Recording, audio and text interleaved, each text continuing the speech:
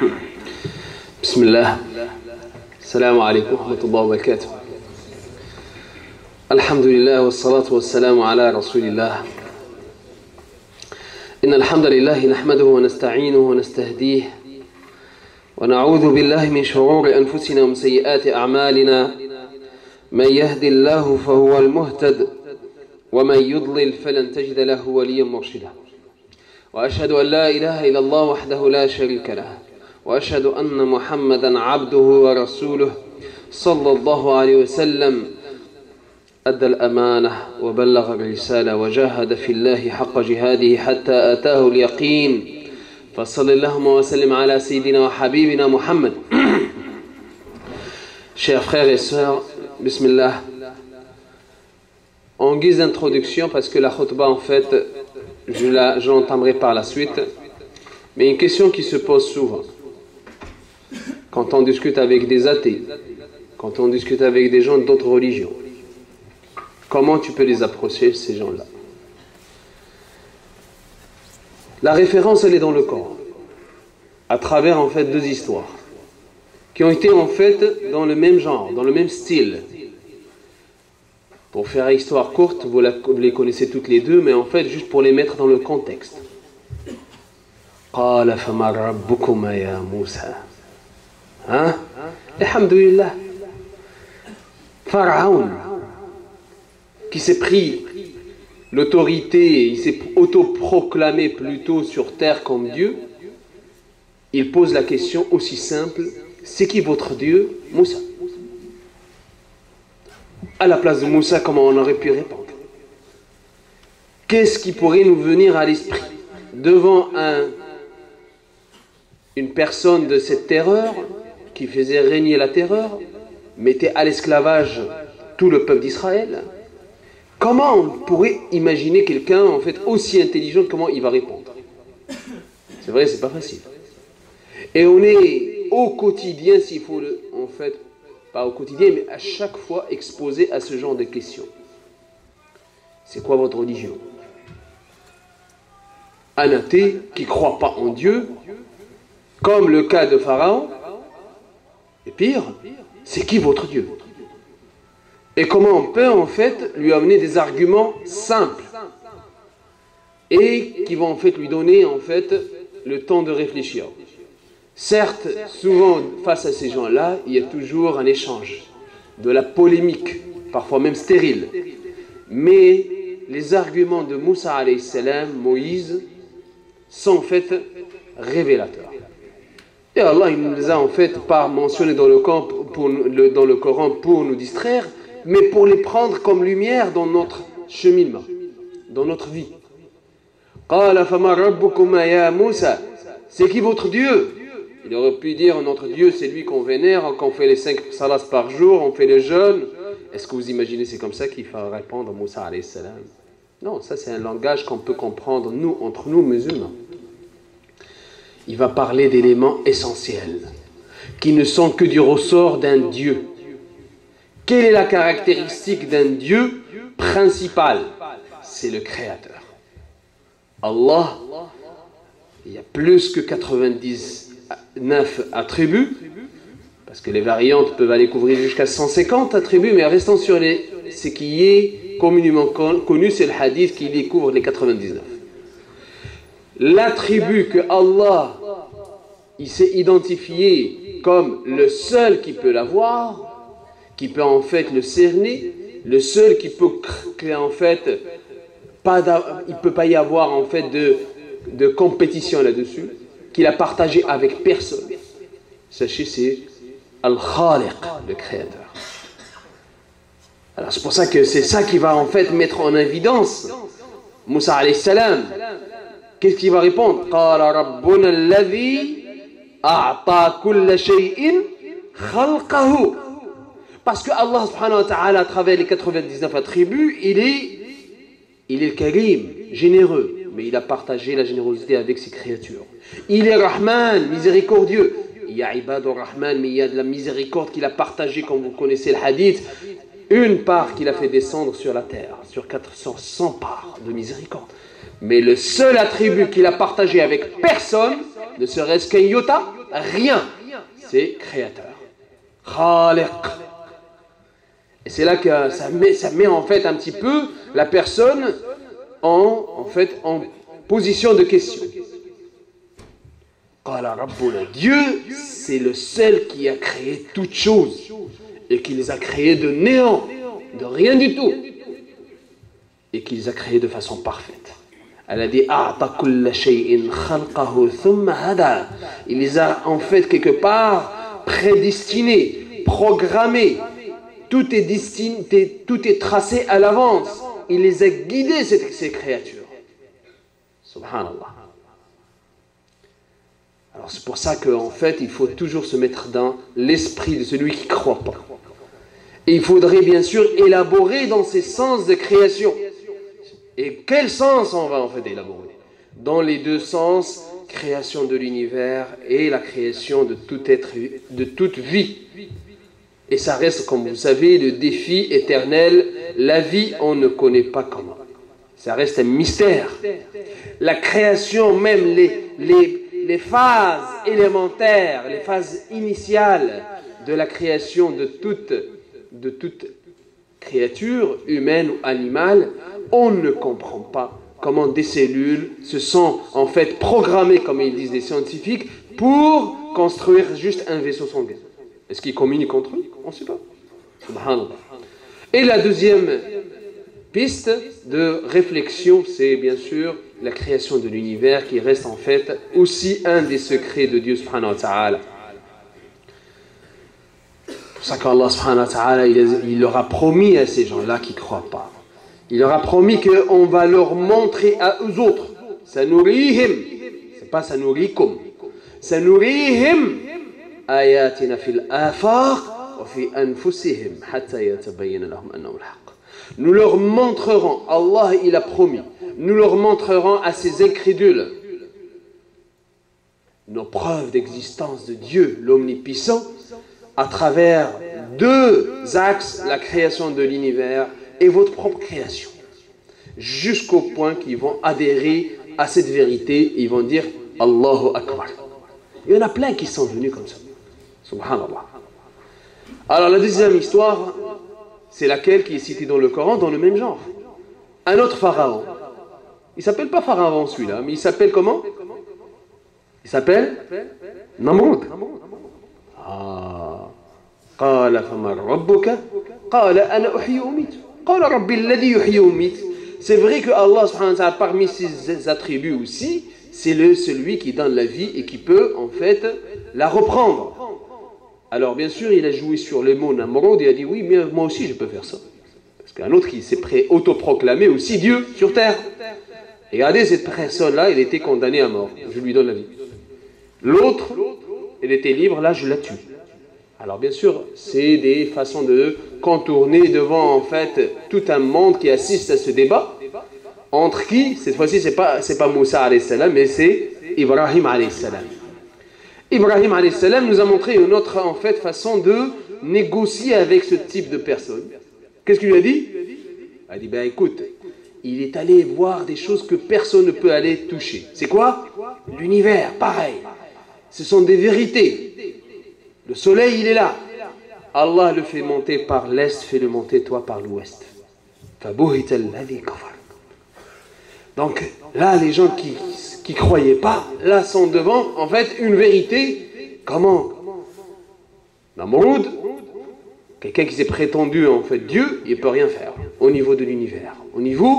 Et c'est là que Allah subhanahu wa ta'ala a répondu à tous ceux qui se prétendent Dieu ou qui croient à des parenté avec Dieu. Il leur a posé la question aussi simple. Si vous avez deux pouvoirs, vous êtes Dieu. C'est quoi les deux pouvoirs? الذين يدعون من دون الله أروني ماذا خلقوا من الأرض. Montrez-moi qu'est-ce qu'ils ont créé de la terre et sur la terre. Première chose, création des vivants. Animal, végétal. Subhanallah. S'ils n'ont rien créé, donc il y a déjà un problème. La deuxième chose, est-ce qu'ils ont un pouvoir dans le ciel? Est-ce que c'est eux qui contrôlent l'univers? Subhanallah. Donc c'est les deux pistes pareilles de défi, d'aller en fait mettre en contradiction ces gens-là et leur montrer que Allah, le seul qui a créé toutes choses, a la perfection. Donc en fait, je voulais en fait partager avec vous ces réflexions et on va aller, Inch'Allah, on va aller vers un autre sujet, un autre thème. Les musulmans, il y en a qui le vivent, ils vivent des moments que parfois on a rajouté aussi des choses à l'islam, en croyant que ça fait partie de l'islam. Et pourquoi pas? Les juifs et les chrétiens en fait célèbrent, au moins les chrétiens, ils célèbrent la fête de naissance de Isa alayhi salam. On n'est pas sûr d'ailleurs sur la date de naissance.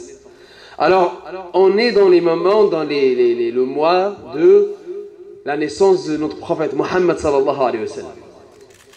Comment devrait en fait réagir ou agir le musulman pendant cette période-là? Il y a en fait deux questions qui se posent.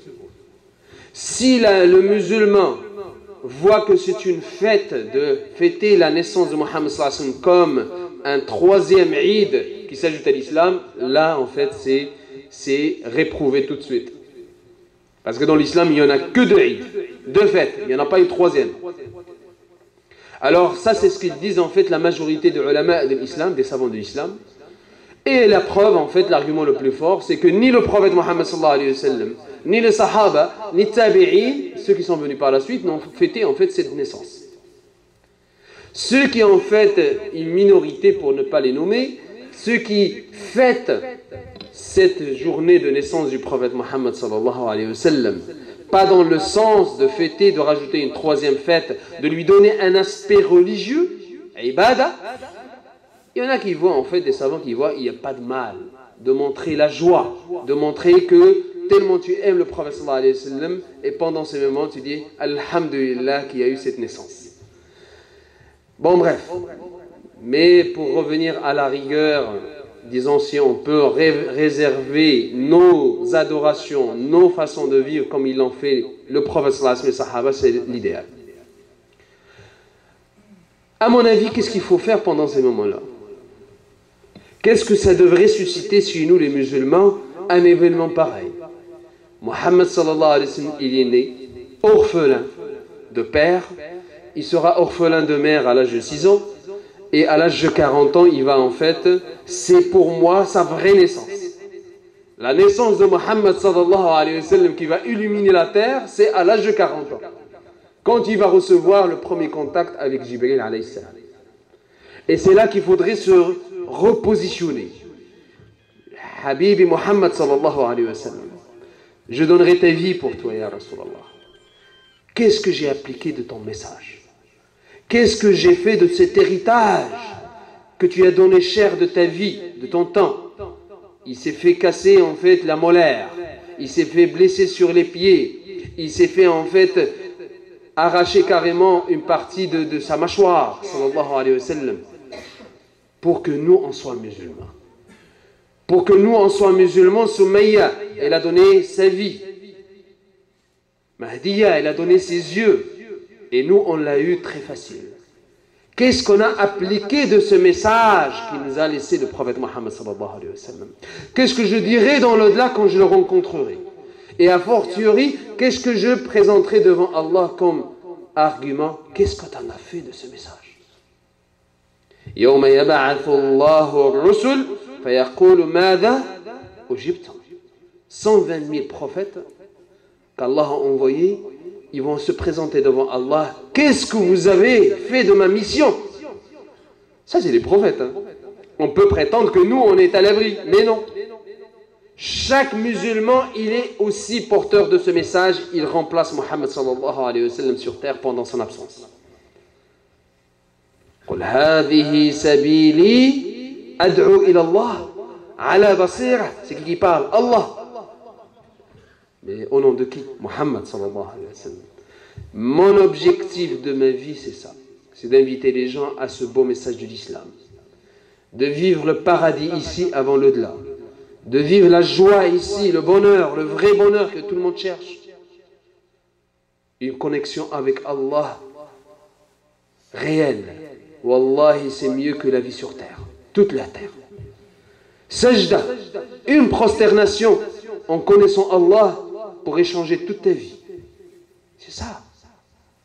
Et ça, c'était Muhammad sallallahu alayhi wa sallam. Nous, dedans, qu'est-ce qu'on fait? Ana wa man ittaba'ani. Moi, Muhammad sallallahu alayhi wa sallam, c'est ça mon objectif de ma vie, et ceux qui me suivent.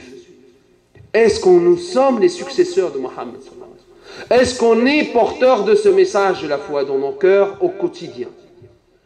Il ne s'agit pas seulement de dire que je suis Muhammad, ou Ali, ou Mustafa, ou Amina, ou Amal. Non.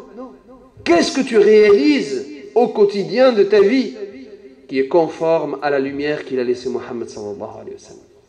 C'est pas pour rien que Anas ibn Anas, radiyallahu anhu, il dit le jour quand Muhammad sallallahu alayhi wa sallam a pénétré, est venu à la Médine, muhajir, immigrant, toute la Médine s'est illuminée. Et le jour quand il est mort, toute la Médine s'est éteinte. C'est cette lumière qu'il faut perpétuer jusqu'à ce que Allah prendra l'héritage de la terre et tout ce qu'il contient. Voilà. Alors, je ne parlerai pas en fait de tous les messages de l'islam, le temps ne le permettrait pas, mais on va résumer en fait. Un résumé, c'est pas moi qui l'ai fait en fait, hein. Il nous a facilité la tâche. C'est qui? Muhammad sallallahu alayhi wa sallam. 22 ans après le début de la révélation, pendant qu'il fait le pèlerinage, il va livrer un message qui résume toute la révélation qu'il a reçue jusqu'à date. Elle est presque terminée. Il reste juste un an avant sa mort sallallahu alayhi wa sallam. Et le prophète sallallahu alayhi wa sallam, il va en fait léguer ce message qui résume, comme je disais, l'islam. Il ne va pas rappeler les choses qui sont évidentes. Vous comprenez? Il va mettre l'accent sur les points qu'on risque d'oublier. Et que je vais juste vous les présenter aujourd'hui parce qu'on n'aura pas le temps de les voir toute la sermon qui est en fait d'une importance extraordinaire pour tout musulman. Les points sont autour de 20 points qu'il a, le prophète sallallahu alayhi wa sallam, offert pendant ce serment d'adieu, ce qu'on appelle Hajjat al-Wada' sallallahu alayhi wa sallam. Ils sont en fait articulés autour de ces points-là. Il a parlé sallallahu alayhi wa sallam des droits mutuels et de l'équité. Il a parlé aussi, il a rappelé l'interdiction de quoi? De riba. Riba, le jure. Comment on est par rapport à cet interdit, les musulmans? Comment est notre vie? Comment on a gagné notre argent, notre maison, nos voitures, nos achats? Est-ce qu'on le fait avec riba? Là, on est en contradiction avec le rappel du prophète sallallahu alayhi wa sallam. On verra dans le détail qu'est-ce qu'il a dit le prophète sallallahu alayhi wa sallam et le Coran aussi. Il a rappelé qu'avec le message de l'islam, il y a aussi, troisième point, arrêt de toute forme de vengeance. Toute forme de vengeance est abolie. L'islam, il a aboli tout ce qu'il y avait avant l'islam, la jahiliya. Deux peuples qui se sont entretués pendant 120 ans de père en fils. Allah, à travers Rahma. Rahma, c'est ça qui manque parfois, cet ingrédient entre nous. Est-ce qu'on se sent Rahma baynahum? Cette Rahma, parfois on ne la voit pas.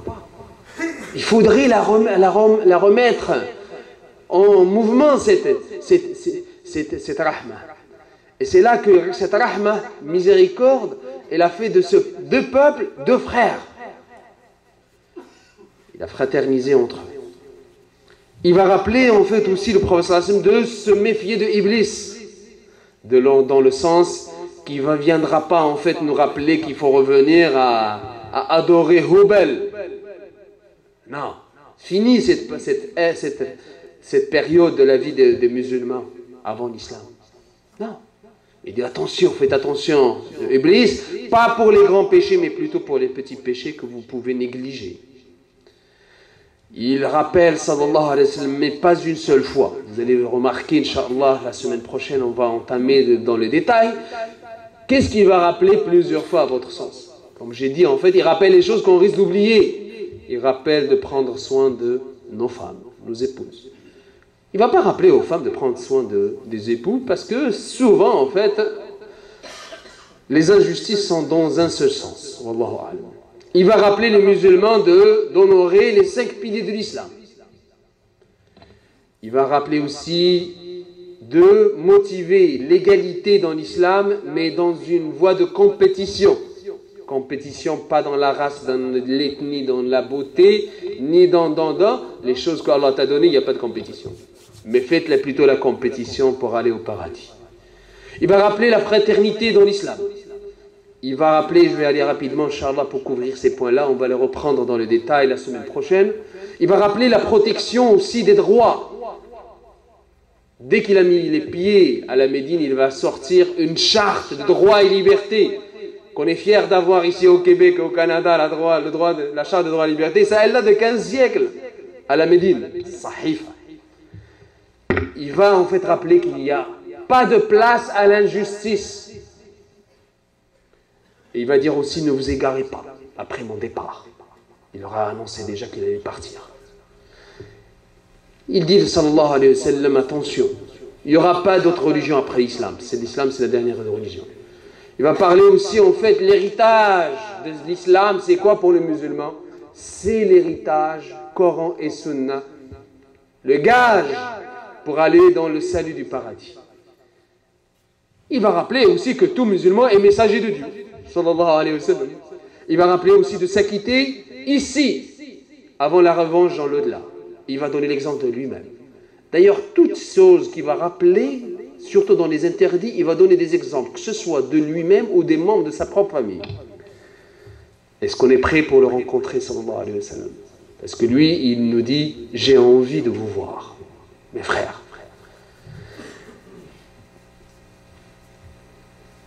Il va rappeler encore une fois, soyez bienveillants à l'égard de vos épouses. Il va rappeler qu'il faut travailler pour la vie éternelle, dans l'au-delà. La vie ici est éphémère. Et il va parler, sallallahu alayhi wa sallam, un peu des rappels de sa sunna, ne serait-ce qu'avant de mourir, il va utiliser ce siwak, le miswak. أقول قولي هذا وأستغفر الله لي ولكم جميع المسلمين. اللهم اجعلنا من الذين يستمعون القول فيتبعون أحسنه. أولئك الذين هداهم الله أولئك هم أولو الألباب.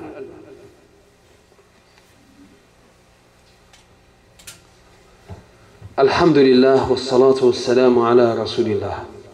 اللهم اجعلنا من الذين يستمعون القول فيتبعون أحسنه.